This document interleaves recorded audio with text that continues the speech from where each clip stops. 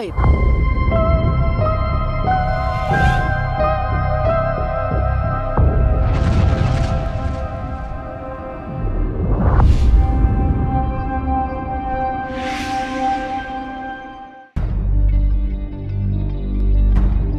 Meninggal dunia pada tanggal 21 Juni 1970, Bung Karno dimakamkan di Blitar yang dipercaya menjadi tanah kelahirannya.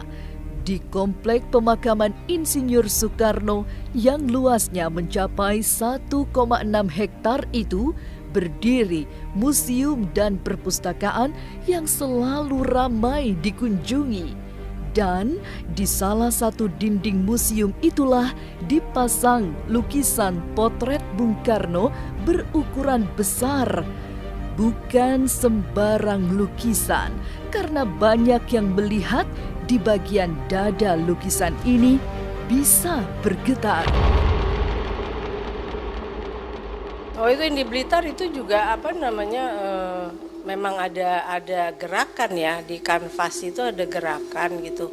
Secara gaib itu katanya gerakan itu seperti detak atau denyut dari jantung gitu ya.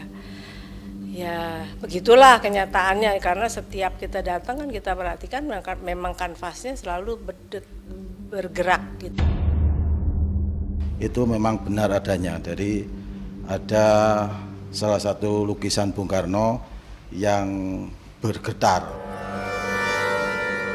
Itu memang dulu keberadaan di sana, sehingga karena adanya ini museum maka dikumpulkan di sini, di Museum Bung Karno yang ada di Blitar ini. Awal mulanya semenjak lukisan itu dipasang di dalam museum tersebut, setiap orang melihatnya itu memang ya betul-betul ada getaran di dalam, kebetulan tepatnya di jantungnya, lukisan berada di jantungnya itu.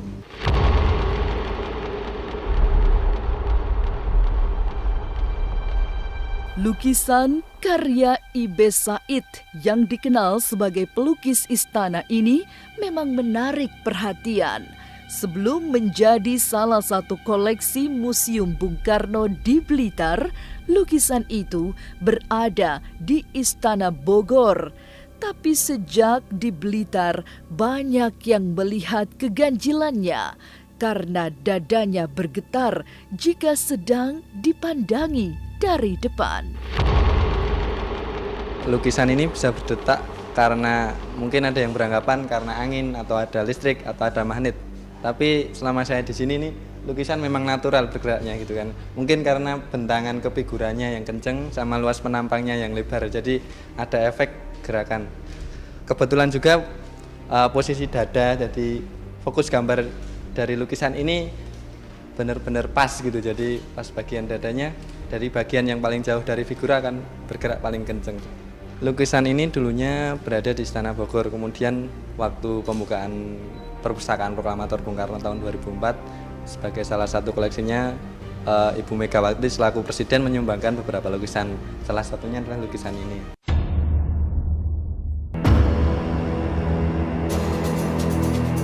Museum Bung Karno di komplek pemakamannya di Blitar memang memiliki banyak koleksi yang berhubungan dengan Presiden pertama Indonesia ini.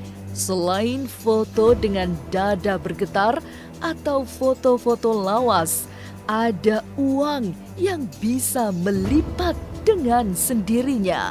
Meski karena pengaruh kertas yang dipakai untuk mencetak uang, tapi banyak yang yakin seri uang tahun 1964 ini memiliki energi metafisika.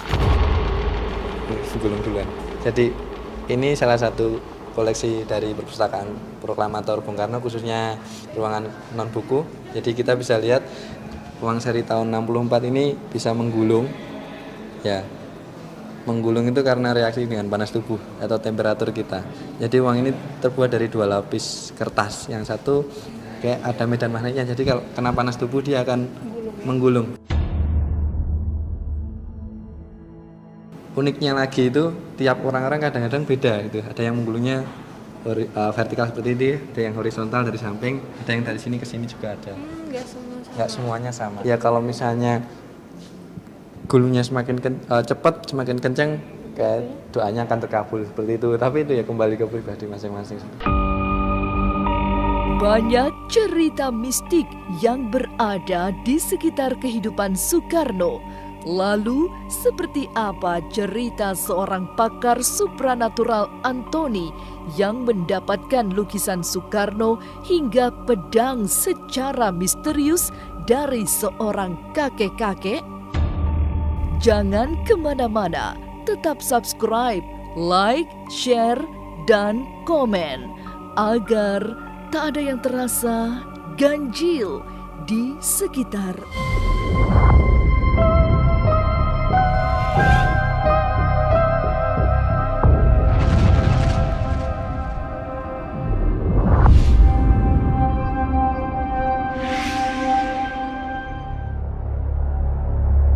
Cerita lukisan Bung Karno yang memiliki kekuatan mistik juga dipercaya oleh seorang pakar supranatural, Antoni. Koh Antoni memiliki satu lukisan yang diperoleh secara misterius karena tiba-tiba saja ada pria tua yang datang kepadanya memberikan bungkusan.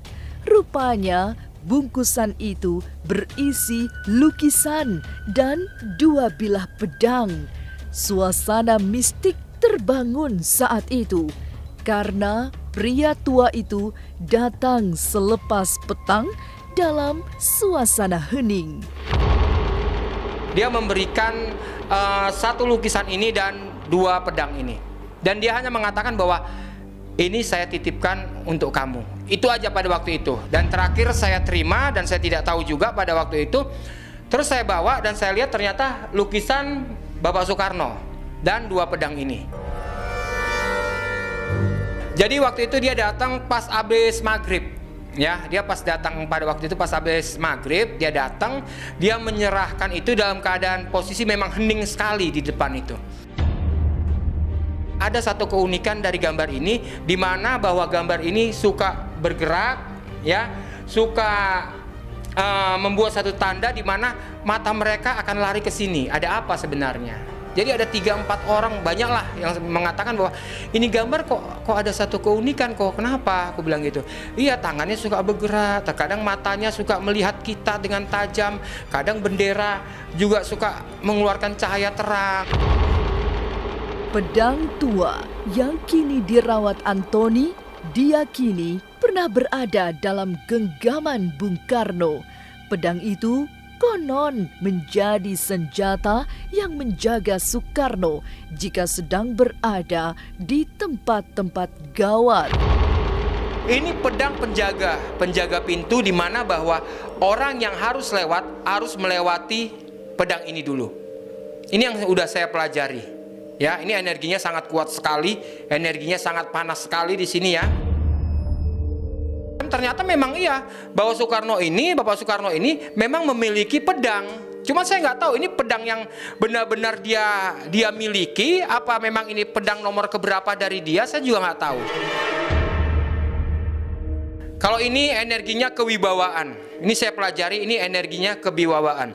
Jadi di sini permasalahan apapun yang kita hadapi pasti bisa selesai, asalkan satu, kita punya kebijaksanaan hidup. Sebagai pedang pusaka dan dipercaya pernah dipakai para pengawal Bung Karno, Antoni yakin ada kekuatan mistik yang ada pada dua pedang tersebut. Energi dari dalam pedang itu sangat kuat sehingga pantas jika dipercaya untuk menjaga tokoh sekaliber Bung Karno. Sampai saat kini, energi mistik pedang itu masih tetap terjaga, sehingga Antoni merawatnya dengan sangat seksama. Di sini saya sangat merasakan bahwa energi yang saya dapat di sini, bahwa benar pedang ini milik Bapak Soekarno, ya, yang dipercayakan pada waktu itu kepada orang-orang yang menjaga di sekeliling dia. Ini pedang untuk menjaga untuk masuk di satu wilayah yang sudah dipagari oleh pedang ini ya. Udah dipagari oleh pedang ini, masuk ke wilayah dengan membawa pedang ini, dia akan membuka celah dan memberi jalan. Ya, luar biasa. Ini jadi ibaratnya pedang penunjuk arah, di mana bahwa Bapak Soekarno ada di mana, dia bisa memberikan satu energi positif. Bung Karno adalah sosok yang sangat kuat secara mistik. Hidupnya tidak hanya dikenal sebagai tokoh bangsa, tapi juga tokoh spiritual. Banyak sisi-sisi misteri yang ada di sekitarnya, termasuk banyak benda-benda gaib yang dimilikinya. Inilah ganjil yang akan menguak berbagai misteri di alam nyata dan tak kasat mata. Sampai jumpa pada episode selanjutnya dengan kisah-kisah ganjil setiap hari Senin, Kamis, dan Jumat pukul 5 sore. Tapi sebelumnya, jangan lupa subscribe, like, share, dan komen agar tak ada yang terasa